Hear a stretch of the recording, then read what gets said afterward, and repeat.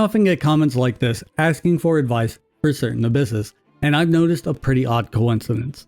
Almost every time I get these comments, the answer is use that team on the other side. It's happened often enough that I figured it's time to start thinking about why that is and what advice I can give to help alleviate the issue, because it seems pretty pervasive within the community. That said, to do that, I'm going to have to step on some toes. I want to let y'all know ahead of time, there's going to be some information here that runs afoul with the conventional wisdom for how to team build for Abyss. So I've got to ask y'all to hear me out before rushing to the comments to yell at me, because I genuinely think this will be helpful for a lot of players. And if it is, y'all know what to do with the likes and subscribes and sharing and all that noise. First things first, y'all see the Abyss blessings and now the leyline disorders? Yeah, ignore that, at least for now. I think this is the number one reason why so many people seem to use teams that are really good for one side on the side they aren't really built for. They see, ooh, 60% pyro damage bonus. This side is harder, so I should use my pyro team on the harder side. And then they end up wondering why the Papilla keeps one-shotting them before they can even damage it. Rather than use this as the default thing you build your teams around, you should look at it like time saved. In the previous Abyss, we had those massive buffs for pyro damage and normal attacks, and the first half of Abyss was really attuned for melt because it just wanted big damage and cryo. So you're incentivized to build a melt team on that side. And hey, what do you know? Your melt teams have really big buffs. So the team that's already good on that side is now even better, meaning you now have more time on the other, more difficult side. The current Abyss is a perfect example of another reason you should ignore the buffs at first. Sometimes, and this is gonna be a bitter pill for some of y'all to swallow, you just don't know what the buffs are even doing. For example, we currently have a disorder that gives 600% swirl damage. What you should know about that is that it isn't multiplying swirls by 7 times. That 600% goes into the same part of the damage calculation that the bonus from VV goes to, and makes it subject to the same diminishing returns from EM. In fact, that now 660% with VV makes low EM swirls do roughly the same damage as swirls with high EM, as is demonstrated here with a 1112 EM Yumi Mitsuki and a 105 EM Lynette with a 522.6% swirl buff from Yumi Mitsuki at 1340 EM. You can see here, Yumi Mitsuki is doing 5440 damage with her swirls at 1112 EM, and Lynette is doing 1782 damage at 105 EM, with an additional 228 EM from her passive and weapon and her own buff. Yumi Mitsuki's swirls increased to 9847, and Lynette's increased to 7706. So, just with the 522% swirl buff, Lynette increased her damage by 5924, but with the same buff and over 200 more EM, Yumi Mitsuki only increased her damage by 4734. So, counterintuitively, it's actually a better buff for Animo characters that run damage over EM than for characters that run high EM. And it's even higher than the buff Yumi Mitsuki herself gives. The ironic thing is, if you have Yumi Mitsuki, you don't want any more buffs to swirl damage, you want buffs to EM, so the chain reactions from the swirls from other characters do increase damage because Yumi Mitsuki doesn't buff the damage of Electrocharge, Vape, Melt, Overload, or Aggravate that your swirls trigger. I can guarantee you there are going to be a lot of people that are like Sucrose on this side, Kazuha on the other, and just straight up ignore characters like Wanda, Xiao, Heizo, Farazan, and Lynette because they see increased swirl damage and think that's for characters that rely on swirls for their damage and not characters that don't when it's very much the opposite. So, funnily enough, it may have been the first thing I talked about, but for the reasons I explained, I think it really is something that should just be at the back of your mind as a nice bonus for teams that are designed for the specific content in Abyss. That said, let's talk about that, because this one's really gonna ruffle some feathers. Try to come up with teams that can clear an entire side, not teams that are good in specific chambers. I believe this is the number one thing that prevents players from 36 starring or just avoiding Abyss altogether. They think something like, I'll use this team in the first 2 chambers and use another team for chamber 3. After all, that's the advice everyone gives for Abyss.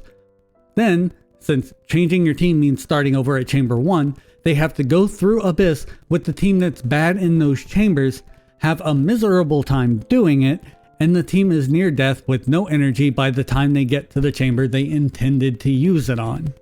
Think about it like this.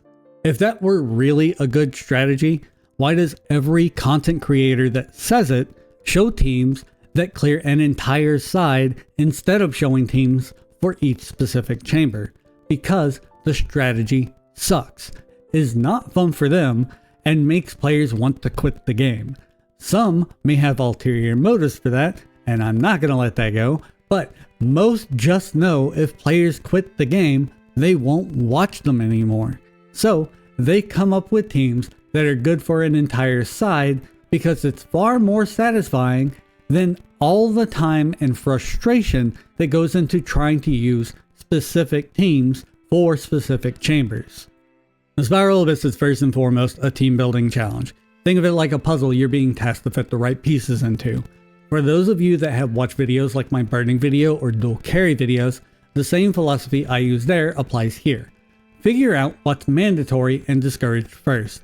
In the first half of Abyss, we have 3 waves of 3 Eremites in the first chamber. None of them have any shields or particular resistances. They do lose resistances when stunned, but once they're stunned, they're basically out the door anyway. So it's not something we need to concern ourselves with that much. In Chamber 2, we have something I never thought we'd see again in Abyss 12. Hilichurls. A metric ton of Hilichurls that continuously spawn whenever one is defeated. The only thing in particular to note is that Hilichurl rogues have 50% Hydro resistance. So we take in Neuvillette and a VV character, they're going to take 25% less damage than any of the other enemies. In Chamber 3, we have 2 waves of 2 Earthguard Drakes. They have really high physical resistance and periodically gain resistance to the element that has dealt the most damage to them. So, ideally, we don't want to use physical or be overly reliant on one form of damage unless we're confident in our ability to DPS them down before they gain those resistances. So, what do we know about first half? Well, we know every chamber is AoE. Overly relying on Hydro will slow us down in Chamber 2, and overly relying on any one type of damage or physical will slow us down in Chamber 3. And it should also be noted that everything is freezable. So we could consider freeze. We have a good mix of damage between Cryo, Hydro, and Animo, a lot of groupable enemies, Res Shred for the few enemies that have it, and even the ability to straight up stop the most problematic enemies from being able to get it. And would you look at that, we even benefit from the leyline disorders. Heck, we can even play Neuvillette freeze now. It'll be a bit slower against the Hilichurl rogues, but it's still Neuvillette, and we're reducing so much resistance it's barely noticeable. Or how about some other teams that haven't had their go in a while, like Shao and Wanderer? There's no problem at all for them until they get to Chamber 3, but would you look at that, our Pyro Swirls are now actually doing decent damage, so the team isn't totally SOL if the Ruin machines get their resistances. Our main requirement here is AoE, so we can even bring back Nilou. She's really gonna feel that resistance in the last chamber, but hey, it's been a while. But wait, could it be? Is Burgeon actually broken here? We've got a lot of AoE, and Burgeon spreads damage out between Pyro, Dendro, and Hydro, and even Electro if we go Curry. So even if the Ruin Machines get a resistance, we're still good. Burgeon is perfect here, and it doesn't take advantage of any of the disorders. How about that? Second half is where things get interesting. In Chamber 1, we've got 5 waves of individual Ruin Guards and Ruin Graders. Pretty simple. They have really high physical resistance, and there's only one of them each wave, so we know we don't want to use physical and that we want good single target damage. But there's one other thing that's a problem. It's 5 waves. If we take a team that relies on a nuke in a 20-second rotation, that means we're basically going to need 5 rotations to tackle the chamber. First half isn't all that challenging, so we should have some extra time going into this chamber, but needing 100 seconds is kinda sketchy, so maybe Mavuika isn't the best choice here. In Chamber 2, we have the prototype boss. It has really high geo resistance, has some one-shot potential, and you have to jump over its gravity waves. So we should avoid relying on geo damage. It's another single target fight. We probably want a shield to avoid the one-shot, and we definitely don't want to use a bow on fielder because that's a massive damage loss when they have to plunge. So we should try to stick to someone that doesn't mind interrupting their damage to jump and can actually benefit from the free plunges. In Chamber 3, we have the Swanee that has high Anemo and Hydro resistance, so we don't want to rely on that damage for them, but it also infuses with Hydro, can be frozen, and melting it while it's frozen stuns it and interrupts the phase where it takes almost no damage. So we definitely want both Pyro and Cryo, and it's also a single target fight. Now, we take what we know.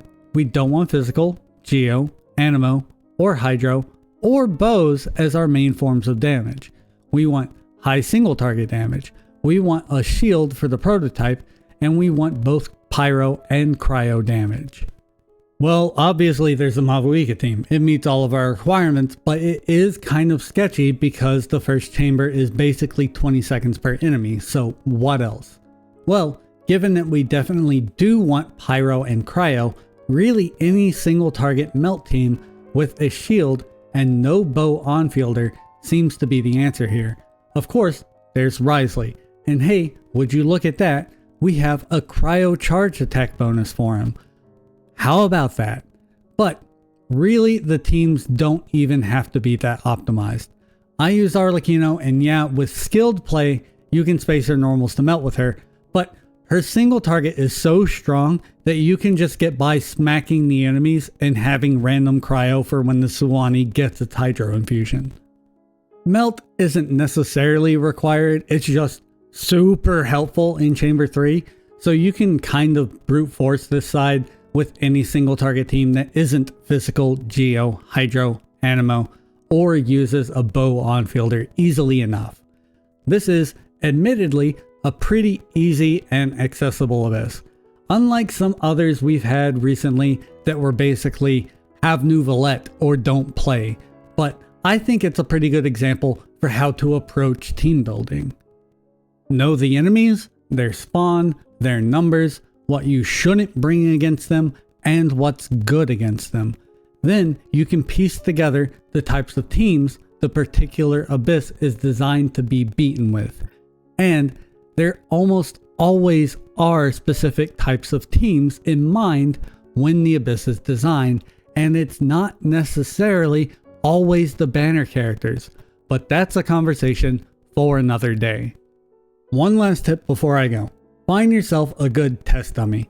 Prior to 5.0, the benchmark for Abyss ready teams was roughly 30k DPS, but some Abysses since 5.0 have been over 50k DPS.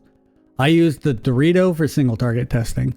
It doesn't have any special resistances, stands in one place, and at world level 8, being able to one rotate it and refill your energy, or at least get really close to doing it, with a single setup on the smaller Dorito is a pretty good benchmark for an Abyss ready 30k DPS team. And at world level 9, it's an equally good benchmark for 50k DPS, which is where the game seems to be headed. There aren't that many good places to get a benchmark for AoE. There's a repeatable fight in the Sea of Bygone Times, but it's gimmicky and the enemies have higher resistances. Let me know if you can think of any good, easily repeatable AoE DPS benchmarks, and I would greatly appreciate it. Anyway, that's it. Hope this was helpful, and I'm very sorry to everyone I upset by saying you should ignore Abyss buffs and build teams for an entire side instead of every individual chamber. Your sub will be missed. Bye!